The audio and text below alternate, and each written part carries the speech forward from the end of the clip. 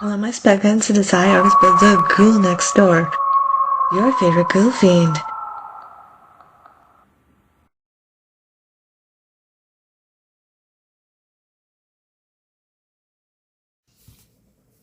Hello, my spectacles to desire artist blood, the ghoul next door.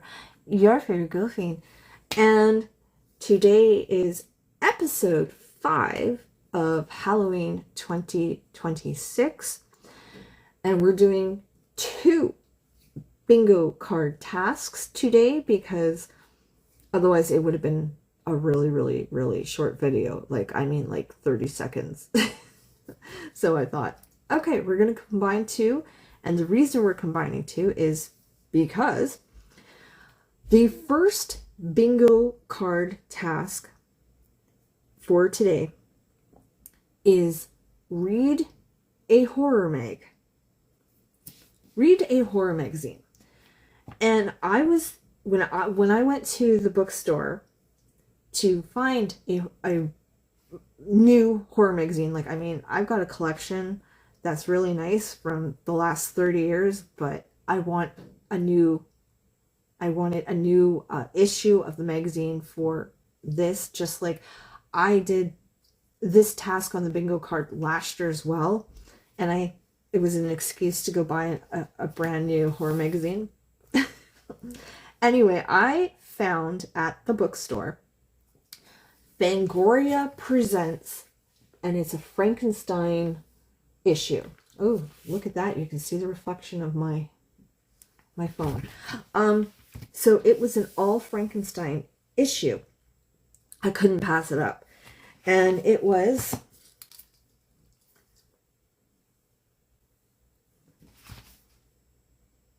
$17.99 Canadian.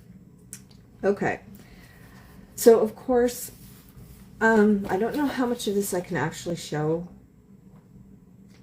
on camera, but it talks about, like, I will show you this page though. Like, that is gorgeous, right?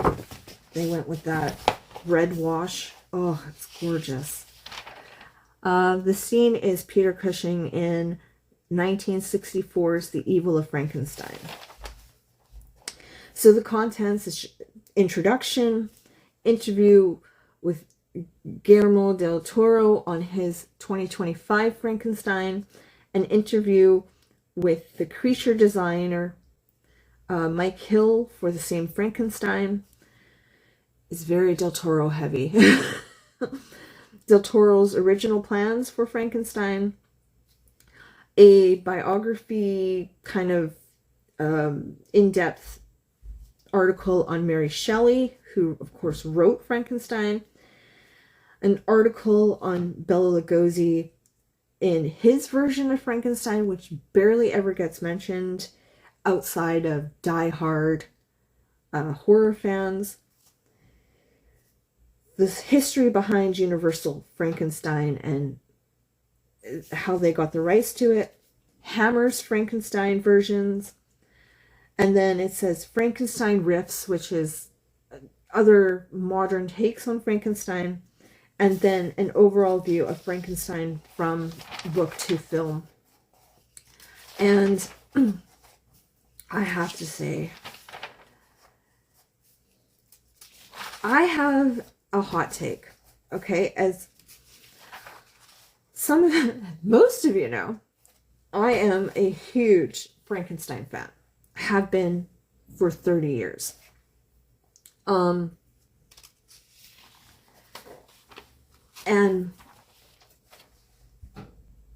I list Frankenstein as one of my favorite books for the past, ever since I read it 30 something years ago. My favorite version of Frankenstein is the 1994 Kenneth Branagh and Robert De Niro version. I think it is the epitome of Frankenstein. So when I heard that Del Toro was doing a new version of Frankenstein, I was over the moon waiting with bated breath for this movie. When it finally came out on Netflix and I got to watch it, I have to say that was a beautifully crafted movie, but it wasn't Frankenstein. Oh no! I have a tear. There's a tear. Oh no! No. How'd that happen? It's like in the middle of the book too. Oh. Arg. It wasn't Frankenstein. Whatever Del Toro was telling, it was gorgeous to look at. I did not care for the cast. And it was not Frankenstein. I know he's gone on to say that he wanted to give ooh, can I show this? I don't think that's very graphic. I don't think I can show that. He wanted to give the character of Mina. There's a picture of Mary Shelley. It's one of the few pictures that depictions of her that we know exist. And this article is by David J. Scull. I have a few of his books. He is phenomenon when it comes to Gothic and vampires and Frankenstein. It's like kind of what he spent his career doing. Oh, there's a scene here from Gothic by Ken Russell, which was a gorgeous movie.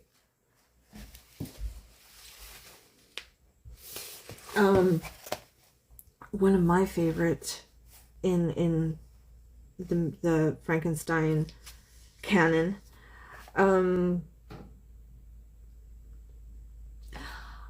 Okay, so getting back to Del Toro, he said in an interview that he wanted Mina, the character, Mina. Oh my God, the character of, I did say Mina twice, didn't I? Mina's from Dracula. Oh, and I was thinking that because Mina Goth was playing, is playing Elizabeth.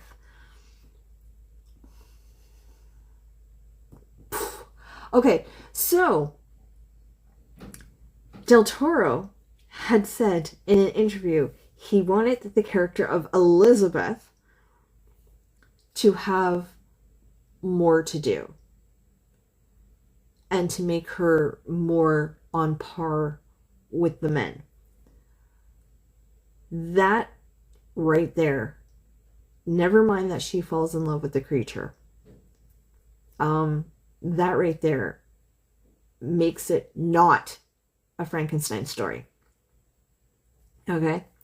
Because the whole point, and other reviewers have said this a few times, the whole point of Elizabeth's character was to show how unappreciated women were, how silenced women were, how women at that time were kind of at the mercy of the men in their lives. Basically, Del Toro missed the point. His Frankenstein is beautiful, but it's not Frankenstein. It's just this gorgeous Gothic movie, but it's not Frankenstein. And making the character of Victor a character who survives abuse and then becoming abusive also has nothing to do with Frankenstein as far as giving him this trauma, because when Mary Shelley wrote Frankenstein, there was no trauma for Victor. Victor was well loved. He was well kept. And it's not abuse that he puts upon the creature.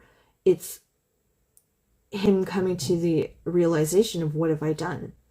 of not being able to handle the parental role he's given.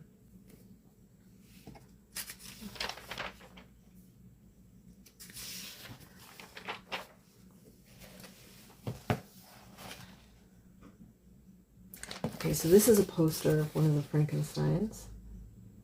Gorgeous, gorgeous.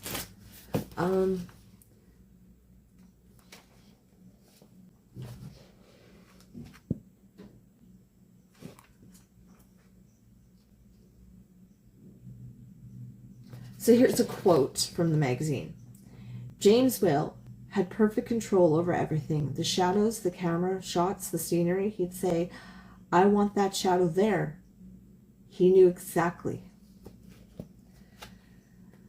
That's a quote, so a quote's okay. All right. Oh. Abbott and Costello. Abbott and Costello Meet Frankenstein. I think that was literally the first, it was my favorite Abbott and Costello movie. And I think it was the first time I saw all the creatures together in one movie before I ever saw like House of Frankenstein or anything like that. I've seen a couple of the Hammer Frankensteins and I'm not as interested. So here's a poster from one of them. They're not really the Hammer Frankensteins. I haven't seen them all. I know there's quite a few, but of the ones I've seen, I'm not really overly thrilled with them. Mind you, hot take, I don't care for the 1931 version of Frankenstein. I don't care for, what is it, 1933? When did the Bride of Frankenstein, the original Bride of Frankenstein come out? I'm not a fan of that one either. Ooh, people were like, sacrilege. No, I just don't like it. Okay, there's a little nod here to Tim Burton and his versions of Frankenweenie and Edward Scissorhands. There's a little article, mini article here on, was it Poor Things? Yes, Poor Things. I didn't care for that movie either. Lisa Frankenstein's got a little blurb. Rocky Horror Picture Show has a little blurb. And then, of course, Monster Squad.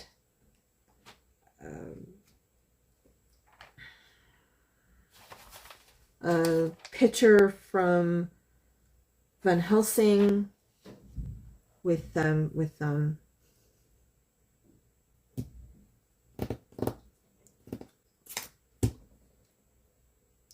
Kate Beckinsale and what's his name? Wolverine. I am drawing a blank. Oh, and I have that movie in my collection. I am drawing a blank. All right, so the first, here's a quote at the back too. Accursed creature, why did you form a monster so hideous that even you turned from me in disgust? Taken right from the original book, Frankenstein. Okay. That's going to drive me nuts. I can't remember his name. Hugh Jackman. Thank you. Because I know people are screaming at this going, Hugh Jackman, you idiot. Hugh Jackman. All right, so the first of the two bingo card tasks for this episode is done, which was read a horror magazine. I was flipping through it. I was looking at it. I actually am going to sit down and read it cover to cover. I just don't think that would be very interesting totally on camera. And I will be back in a few seconds with the other bingo card task, which is to watch a Frankenstein movie. So I'll have a review on that for you in a few seconds.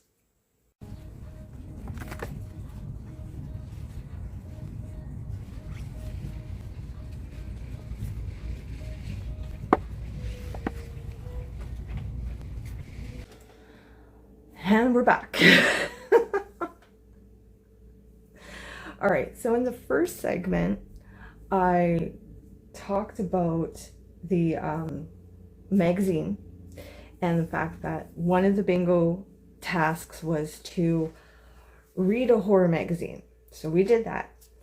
And I had this task scheduled for later in the year, which is to watch a Frankenstein movie, but instead of once I bought the magazine and it being a Frankenstein themed magazine, I thought, why separate them? Let's have them as one video. So this is the second bingo task for this episode, and it is watch a Frankenstein movie. Okay. So the first half of the video, as I was reading the magazine, and it was very clear that it was a Guillermo del Toro, I always forget how to say his name, Guillermo del Toro heavy magazine because of his version of Frankenstein and everything. You heard me say I didn't think it was a Frankenstein movie. All right, well, that got me thinking. Instead of picking a typical Frankenstein movie, I decided to pick not one, but two that are Frankenstein movies, but they don't claim to be Frankenstein movies. It's spelt out within the movie. It's clear as day, but it's not in the title. It's not how they perceive themselves, if that makes sense. Something like Mary Shelley's Frankenstein is a Frankenstein movie, but something like Weird Science, which is a Bride of Frankenstein movie, it doesn't call itself the Bride of Frankenstein.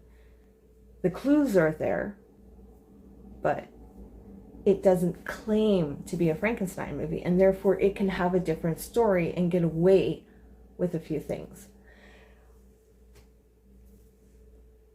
So, if you haven't seen Weird Science, and I'm going to be talking about a second movie too.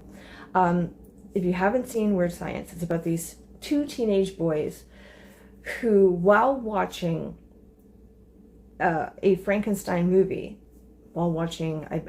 they actually use scenes from both the 1931 Frankenstein and from Bride of Frankenstein, and they kind of mix them together. While they're watching this and they're kind of discussing how nobody at school really respects them, and the girls that they have crushes on seem to not even know they exist, and they're being bullied all the time, they're like, well, what if we created a woman? And their first thought, because this is an early 80s movie, is to use their computer knowledge to to simulate kind of an AI woman to help them figure out what they're doing wrong. They literally say, well, let's program it to help us, to tell us, like, what should we be doing? Let's ask it questions and it'll give us answers on how to improve our situation, which sounds a lot like what we're going through in the world right now with ChatGPT and things like that, right? Yeah, I think so. So in order to do this, they have to get on the internet and tap into a nuclear reactor which just happens to be in their neighborhood. And they create their perfect woman by using a Barbie doll and cutting out clips from magazines, kind of like you would use a vision board today. And they give her like the brain of Einstein and the eloquence of Shakespeare, and of course then they put in a whole bunch of swimsuit models in there to give her her basic look.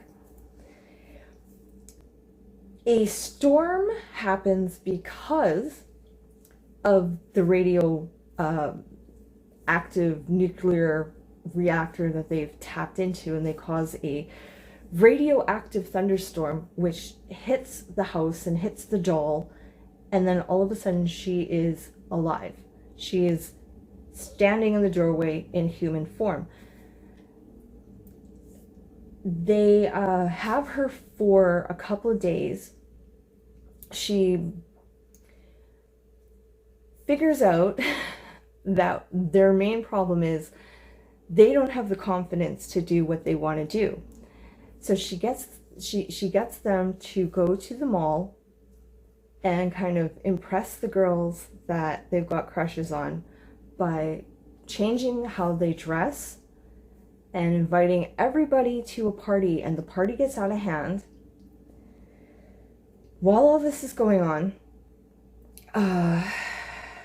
the one character, his parents are out of town, so this is where they're having the party, and his brother, who's a military guy, played by Bill Paxton, he's kind of hanging around, and when is there, he's bullying them, but when he's not there, when he should be there babysitting them, so to speak, he's kind of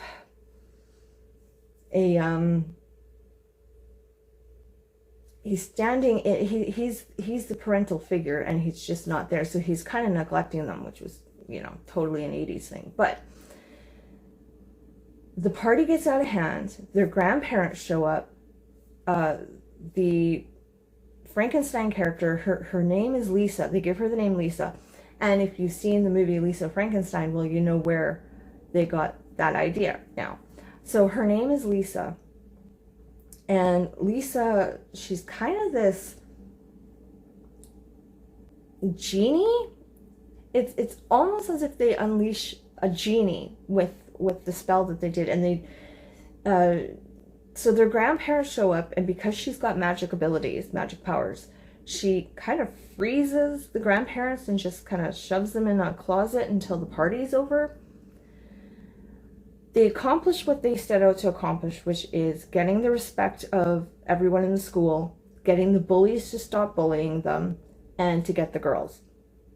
And then the parents come home, and Lisa says, okay, my job is done, I have to leave now. And she disappears. They think she goes back into the bottle, but she ends up going to another school and kind of doing the same thing all over again. So, for anyone who has seen Shaun of the Dead, at the beginning of Shaun of the Dead, they just lay out the whole plot of the movie. Weird Science does this too, and it did this 30 years earlier. With the character of Lisa, she's technically a prostitute for hire, giving them the girlfriend experience, because she's there for the whole weekend. She's there for like a 4-day weekend.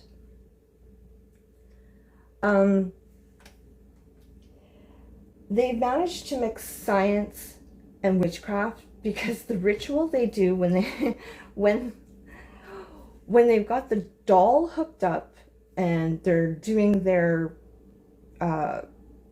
science on her, they've got bras on their head, and they're saying some stuff that they heard in a movie or read in a book or something that's supposed to be a hoodoo spell or a voodoo spell. So they're mixing science and witchcraft together with this extra boost of nuclear energy to create her. Sorry.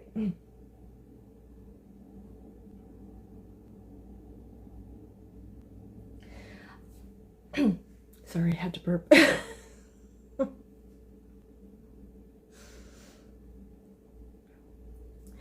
The one thing that has always boggled sorry. The one thing that has always boggled my mind about this movie, though, and it's not how far-fetched it is. It's not the craziness of it, or the fact that, she turns the brother Chet into a frog Some people call it a poop monster, but he's like a frog, toad type of creature, because she calls him a toad and then he becomes this thing. And the puppetry they used for his transformation is really crazy. It's totally an 80s Muppet. You can see it. But one thing that always boggled my mind was the fact that for her face, they use a perfume model or a Sports Illustrated model. Why did nobody, when they bump into her, because she goes out in public constantly, how is it that nobody thinks, oh, there's that swimsuit model, and try to like get a photo with her or something? Like they show while they're creating her, them cutting out a picture from a swimsuit or a perfume ad or something from a magazine, and you see her face, so you know this actor is coming in there. So how come nobody thought, oh, look, this famous model is in town doing something, let's go get a photo with her? Nobody thinks that. Nobody brings that concept up, which I think if they had done that, could have added such a layer to the story, because then she could have been fighting off. They never thought of it, you know, this is weird things that I think about, but they could have added that layer, and they could have had her fighting off rabid fans and having someone figure out what was really going on. But you know, so this is a movie that I grew up with in the 80s, and you look at it now and it's like, oh God, how did they get away with that? Like, she is clearly a woman in her 20s, maybe even her 30s at the time of the recording, and both the male characters, the lead male, were only like 16, 17 years old at the time. So for certain things, you're like, you look at it now and you go, how did they get away with that? But it is a Bride of Frankenstein story with a twist, and because it doesn't follow the actual Bride of Frankenstein or even Frankenstein close enough, it doesn't call itself Frankenstein, but all the pieces are there. Okay, that's the first movie I wanted to talk about. The second movie I wanted to talk about is May. Now, I just saw this one for the first time a couple of days ago, and it is about a woman who, growing up, she was kind of isolated, and she had like a health issue that she was very self-conscious about, and her mom is a little weird, to put it lightly. And her mom's like, well, if you can't make any friends, if you can't find any friends, then make one yourself. And she gives her this doll that she's got encased in glass, and she's like, you're not allowed to play with it, you're not allowed to take it out, just look at it, it's there, you can kind of confess your life to it, you can take it where you want, but you got to carry it around in this big container. So over the course of things, May, she starts having hallucinations and hearing voices.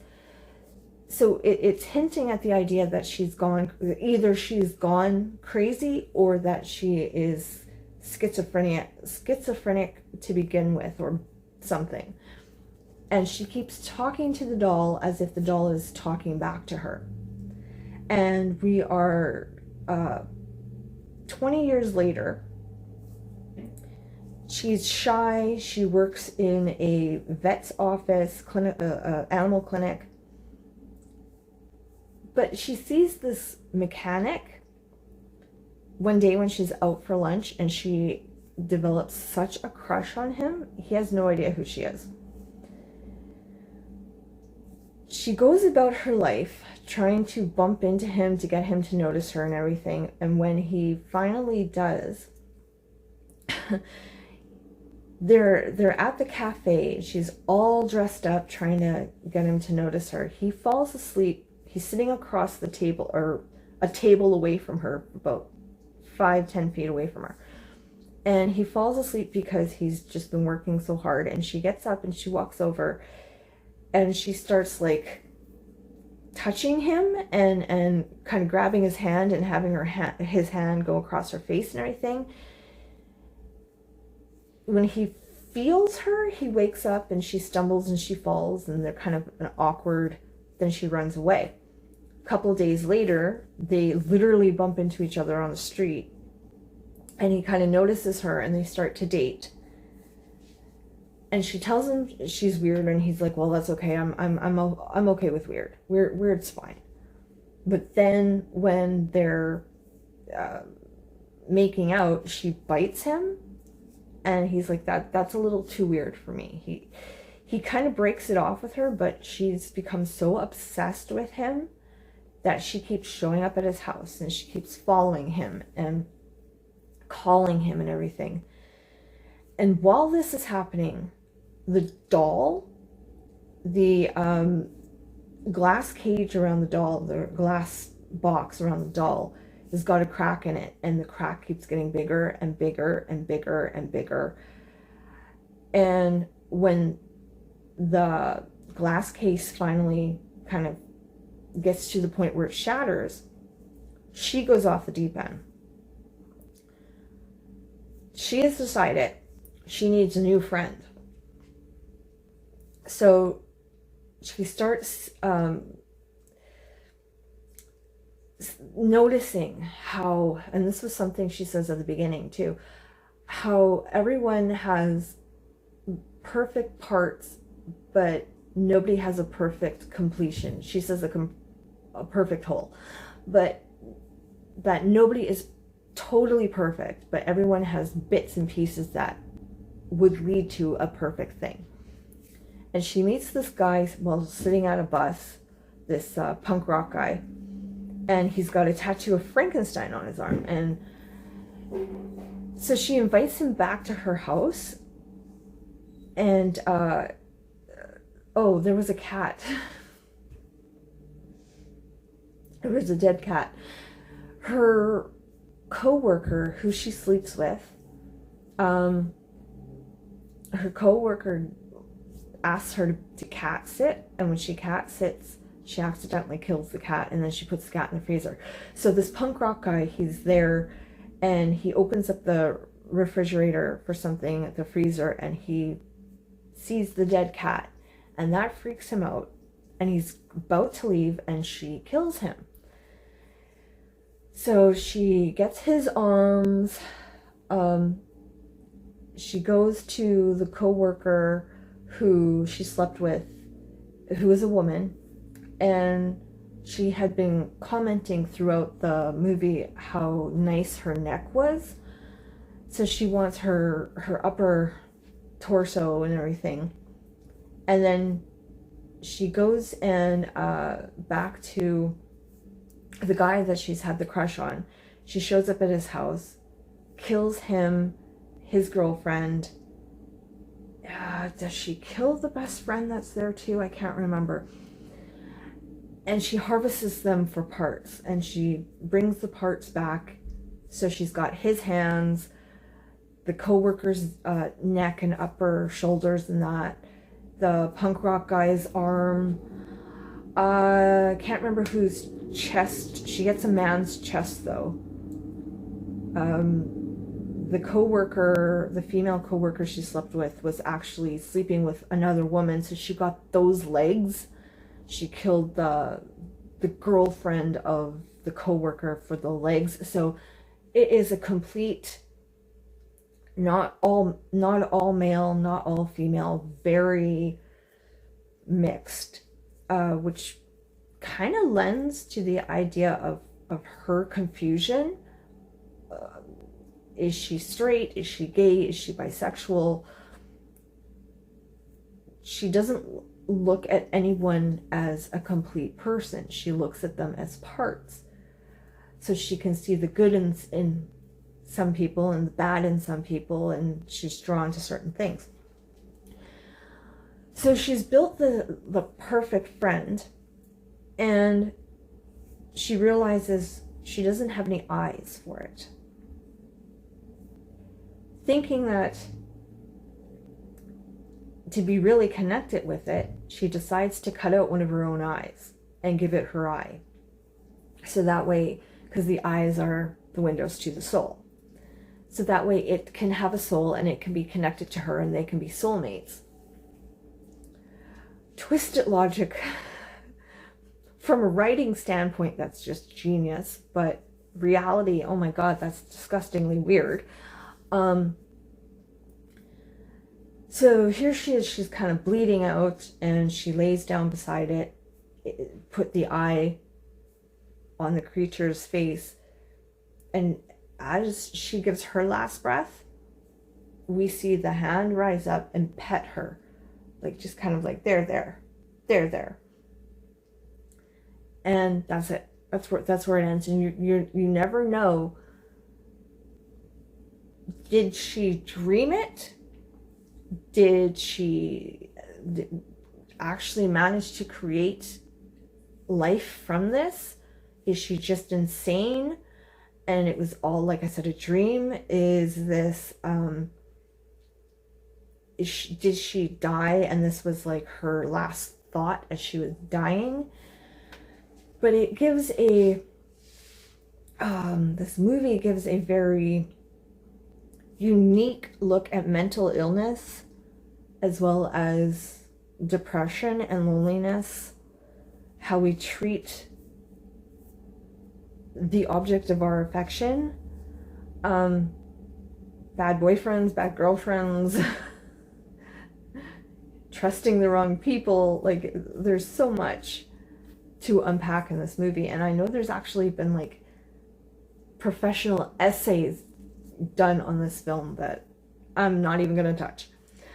But there's no real hint at this being a Frankenstein. There's no mention of Frankenstein until the end of the film, when we see the Frankenstein tattoo on the punk rock guy, and then her deciding to get the body parts. So, and that's about the last 15 minutes of the movie. So for the majority of the movie, this is a typical meet a boy, be obsessed, want revenge. That's what the first half of the movie is. And then the last, I'd say 15, maybe 20 minutes goes just off the rails into, oh, this is a horror film. This is another one of those movies that you have one genre for the majority of it, and then we just branch off into something else. I liked it. I did. When I was watching it, I was sitting there going, I know this movie is like 20 years old and it's been so hyped, and I know it's won awards and stuff. As I was watching it, I was going, I don't know if I like this. I don't see what the hype is about. But then after, like I said, I watched this a couple of days ago, so over the last couple of days, I've kind of let it sink in, and I'm like, I might need to go back and watch it again. I think this might be a little bit better than I was originally thinking. So, okay, I'm going to cut it there because I know that this is a really long video for today. But this was the second half of the bingo card double task. So this was the task of watching a Frankenstein movie. And at some point I would actually like to do a much deeper dive into the Frankenstein topic in general. I don't know if that'll be during this Halloween, or if it'll be a bonus episode, like if it'll be part of the Halloween series, or if it'll be a bonus episode. So until next week, creeping screams.